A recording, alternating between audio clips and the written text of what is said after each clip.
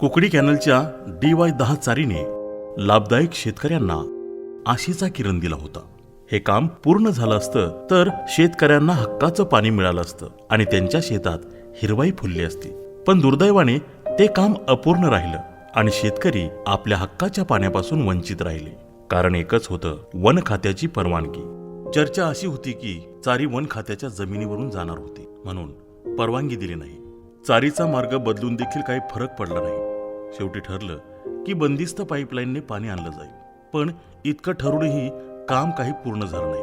हा कदाचित नियतीचा खेळ असावा असं समजून शेतकरी वर्गाने या गोष्टीला सोडून दिलं. पण याला जबाबदार आपले नाकर्ते लोकप्रतिनिधी नव्हते का? 5 वर्ष वन खात्याचे मंत्री राहूनही त्यांनी या प्रश्नाचं निराकरण का केलं नाही हे त्यांनाच ठाऊक. का त्यांनी जाणून बुजून शेतकऱ्यांना पाण्यापासून वंचित ठेवलं? हा प्रश्न आजही प्रत्येक शेतकऱ्याच्या मनात आहे.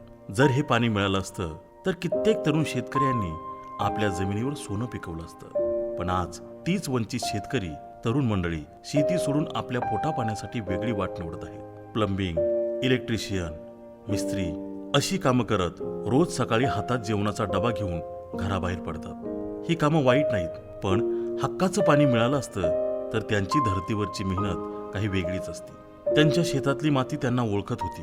त्यांच्या पिढ्यांनी त्या मातीसाठी मेहनत घेतली होती. मात्र 2 पिढ्या पाण्याअभावी शहरात इतर कामात खपत आहेत. नाकर्त्या लोकप्रतिनिधीमुळे ही परिस्थिती ओढवली. त्यांच्या अपयशामुळे शेतकऱ्यांना आपलं हक्काचं पाणी मिळालं नाही. आज त्यांच्या घराचं भविष्य अंधारात आहे. जे पाणी त्यांना हक्काने मिळायला हवं होतं ते पाणी त्या निसटलेल्या स्वप्नासारखं हरवलं आहे. आता वेळ आली आहे या नाकर्त्या लोकप्रतिनिधींना बाजूला सारून श्रीगोंदा नगरचं नेतृत्व योग्य व्यक्तीच्या हाती देण्याची, घनश्याम अण्णा शेलार यांच्यासोबत ठामपणे उभं राहण्याची.